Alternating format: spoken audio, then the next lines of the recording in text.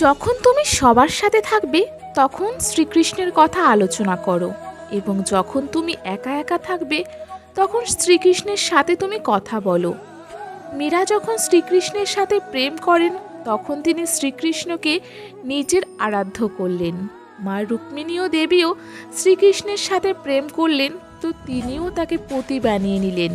কিন্তু আমাদের সকলের রাধা ঠাকুরানীর প্রেম এমনই অদ্ভুত যে তিনি কৃষ্ণকে কৃষ্ণই থাকতে দিলেন। তিনি শ্রীকৃষ্ণের কিছুই পরিবর্তন করলেন না। তার কাছে শ্রীকৃষ্ণ কেবলমাত্র কৃষ্ণই ছিলেন। তাদের প্রেমের কোনো নাম ছিল না, না ছিল কোনো সম্পর্ক, না ছিল পতি, অর্থাৎ কোনো নামই ছিল না তাদের সম্পর্কের। শ্রীকৃষ্ণ রাধারানীর কাছে তার জীবন ছিল। ভগবান শ্রীকৃষ্ণের কাছে রাধারানী ছিল তার জীবন, এবং রাধারানীর কাছে শ্রীকৃষ্ণ ছিল তার জীবন। এমন অনেক মানুষ আছেন যারা সম্পর্ককে টিকিয়ে রাখার জন্য কতই না প্রতিশ্রুতি দেন, সারা জীবন তোমার সাথে চলবো, তোমার সাথে থাকবো, কিন্তু এমনটি কখনোই হয় না। কারণ এই জীবনে চলার পথে তোমাকে একাই চলতে হবে, এবং তুমি যদি এই চলার পথে কাউকে পাও সেটি হলো তোমার ভগবান শ্রীকৃষ্ণ। জীবনের শেষ পর্যন্ত তোমাকে একাই চলতে হবে এবং সাথে থাকবে তোমার ভগবান, এছাড়া আর কেউ থাকবে না তোমার সাথে। ভগবান শ্রীকৃষ্ণ ব্রজবাসীদের সামনে বলেছেন, আমি কথা দিলাম আমার পিতা নন্দ বাবার সামনে দাঁড়িয়ে আমি কখনোই ব্রজধাম ছেড়ে কোথাও কোনোদিনও যাব না। কোনোদিন মানে কোনোদিনও না। দাপর যুগ বলুন না কেন আর কলিযুগে বলুন না কেন, শ্রীকৃষ্ণ কখনোই বৃন্দাবন ছেড়ে কোথাও যায়নি। আর এই কথাটি ব্রজধামের ছোট ছোট বাচ্চারাও জানেন। কৃষ্ণ আজও বৃন্দাবনে বিরাজমান রয়েছেন। তাই তিনি বৃন্দাবনে যেহেতু আছেন, লীলা তো অবশ্যই করবেন, রাসও অবশ্যই করবেন। এটি তো কোনো বড় ব্যাপার না, কারণ ভক্তিতে এমন এক আশ্চর্যজনক ঘটনা হওয়াটাই স্বাভাবিক। কুরুক্ষেত্রের যুদ্ধের সময় যখন শ্রীকৃষ্ণ দ্বারকায় চলে গেলেন, তখন তার সাথে দেখা করবার জন্য ব্রজের গোপীরা এলেন। ভগবান শ্রীকৃষ্ণের 16,108 জন রানীও ছিল। তারা সর্বদা শ্রীমতী রাধারানীর নাম শুনতেন। তারা মনে মনে ভাবতেন, কে এই রাধারানী? শ্রীকৃষ্ণের মুখে শুনতেন, এছাড়া অনেকের মুখেই রাধারানীর নাম শুনে তাদের মন খুবই বিচলিত ছিল রাধারানীর সাথে দেখা করবার জন্য। ভগবান শ্রীকৃষ্ণ সর্বদা রাধে রাধে বলতেন। তো একদিন তারা রাধারানীর সাথে দেখা করবার জন্য ব্রজধামে আসেন, এবং তাদের সাথে রাধারানীর জন্য গরম দুধও নিয়ে এলেন। প্রথমে তো শ্রীকৃষ্ণের রানীরা ব্রজধামে এলেন এবং এসে বললেন, আমরা ভগবান শ্রীকৃষ্ণের পত্নী। এই কথা শুনে রাধারানী খুবই খুশি হয়ে তাদের গলা জড়িয়ে ধরল। তিনি খুবই হাসলেন এবং বললেন যে, তোমরা কতটা ভাগ্যশালী যে তোমরা শ্রীকৃষ্ণের পত্নী। আমাদের আজকালকার সমাজে আমরা যাকে ভালোবাসি তার যদি অন্য কারোর সাথে বিবাহ হয়, তাহলে আমাদের মনে হিংসা হবেই যে সে তার সাথে সুখে আছে। আমরা তার কাছে যাওয়া তো দূরের কথা, তাকে দেখেই হিংসাতে জ্বলতে থাকবো। কিন্তু এটি হলো আমাদের সবার রাধা ঠাকুরানী। তিনি হিংসা নয়, বরং খুশি হলেন যে আমার কৃষ্ণ তো তাদের সাথে খুশিই রয়েছে, সুখেই আছে। এটি আমার কাছে অনেক।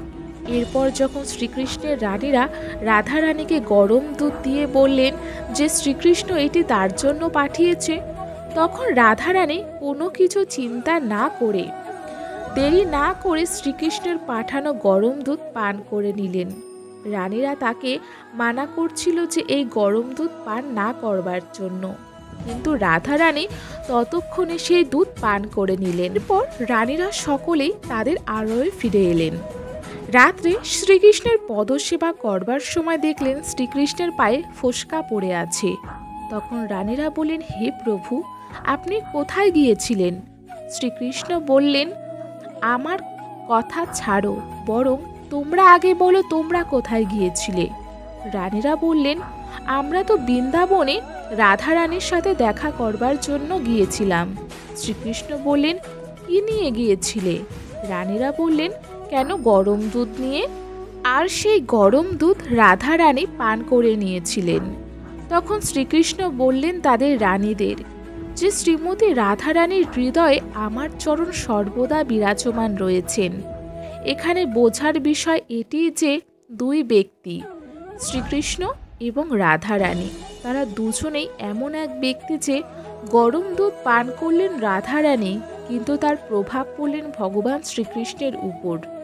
এই প্রেমকে আপনারা কি বলবেন? এই প্রেম তো দুনিয়াতে সম্ভব না। কেউ কখনো কল্পনাও করতে পারবে না যে তার জন্য আমার কিছু হোক। এটি হলো আমাদের রাধারানীর প্রেম। তোমার ইচ্ছা কম করার কোনো মন্ত্র হয় না, বরং ইচ্ছা কম করার জন্য ভগবানের দাসী হয়ে থাকো। বলা হয় যখন তিনি আমাদের শিশুকালে দাঁত দেননি তখন মাতৃদুগ্ধ দিয়েছিলেন, আর এখন যখন দাঁত দিয়েছেন তো অন্য কিছু অবশ্যই দেবেন। ক্ষুধার্ত হয়ে মারা যাব না। গুরুদেবের কর্ম হলো শিল্পকারীর মতো এবং শিষ্য হওয়া উচিত মৃত্তিকার মতো। নিজেকে গুরুর কাছে সঁপে দাও আর বলো যে তুমি আকার দাও, তুমি তৈরি হও। এটাই হলো গুরুর কাজ। গুরুর মতো শিক্ষা শিল্পকারিতা কেউ নেই এই দুনিয়ায়। সে তোমাকে আকার দেবে। মৃত্যু হলো ভগবানের সাথে দেখা করার এক বড় পথ।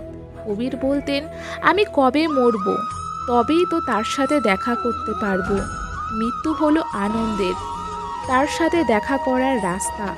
সবার প্রথমে আমাদের এটি ভাবতে হবে, আমাদের এই জীবন কেউ আমাদের দান করেছেন, সেই আমাদের জীবন চালাচ্ছেন এবং এই জীবনের সঠিক ও ভুল পথটি সেই চালাবেন। তিনি যেহেতু আমাদের জীবন চালাচ্ছেন, আমাদের প্রত্যেকের তার উপর সমর্পণ করা উচিত। এটি যদি আপনারা ছেড়ে দেন, দেখুন অর্জুন মহাভারতের যুদ্ধের সময় যখন ভেবেছিল যে আমি লড়াই করব, ততক্ষণ সে ভয়ে ছিল।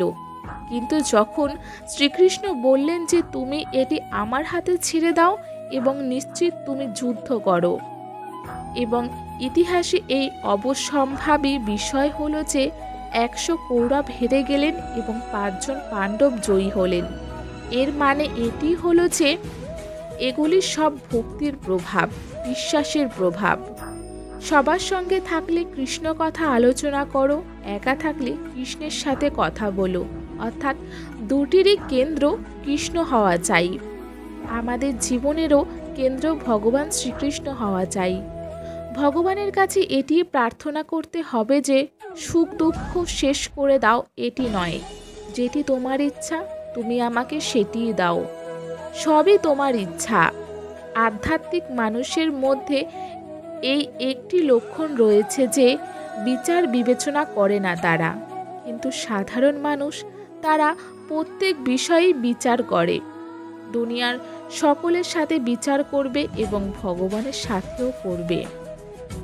তুমি এক সাধারণ মানুষকে জিজ্ঞাসা করে দেখো যে তুমি কেমন আছো, তিনি বলবেন হ্যাঁ আছি কোনো রকমে, কেবল সময় কাটাচ্ছি। অর্থাৎ জীবন সম্পর্কে তার আনন্দের মুহূর্ত অন্য রকমের। কিন্তু তুমি একটি আধ্যাত্মিক মানুষের কাছে জিজ্ঞাসা করো যে কেমন আছো, দেখবেন তিনি তার মুখে একগাল হাসি নিয়ে বলবে আমি বড়ই মজায় আছি, ভগবানের অসীম কৃপা রয়েছে আমার উপর। এটি হলো সাধারণ মানুষ এবং আধ্যাত্মিক মানুষের মধ্যে পার্থক্য। স্বপ্ন সেটি হয় না যে আপনি শুয়ে শুয়ে দেখছেন, স্বপ্ন তো সেটি যেটি আপনাকে শুতে দেবে না। এটি আপনারা কখনোই বলবেন না যে আমি এটি জানি না যে আমি কখন জাগবো কখন ঘুমাবো, কারণ আজকালকার সমাজই হলো ঘুমানোর সময় জেগে থাকে, জাগার সময় ঘুমোচ্ছে, খাওয়ার সময় ঘুরছে আর ঘোরার সময় খাচ্ছে। তারা নিজেরাও জানে না তাদের কি করা উচিত কি না করা উচিত। হয়তো তারা বিরক্ত। একবার যখন বৃন্দাবনে ইন্দ্রের প্রকোপের ফলে খুবই বর্ষা শুরু হলো, তখন বৃন্দাবনবাসীরা ভাবতে লাগলো কোথায় যাব। তখন ভগবান শ্রীকৃষ্ণ বললেন এখানে চলে এসো, এসো সকলে। ভগবান তার আঙুল দ্বারা গিরিরাজকে ধারণ করলেন এখানে প্রশ্ন হলো, আজকালকার দুনিয়াতে যদি 7 বছরের এক বাচ্চা বলে আমি পর্বত ধারণ করছি, তোমরা তার নিচে এসো, সকলেই ভয় পাবে যে 7 বছরের বাচ্চা কিভাবে পর্বত ধারণ করতে পারবে। কিন্তু ব্রজবাসীরা এমনটি করেননি। তারা সেই গিরিরাজের নিচেই আশ্রয় নিলেন, কারণ ব্রজবাসীরা শ্রীকৃষ্ণের উপর ভরসা ছিল। ব্রজবাসীদের মনে 7টি আশ্রয় ছিল, যে এটি 7 আশ্রয় আমাদের বাঁচাবে।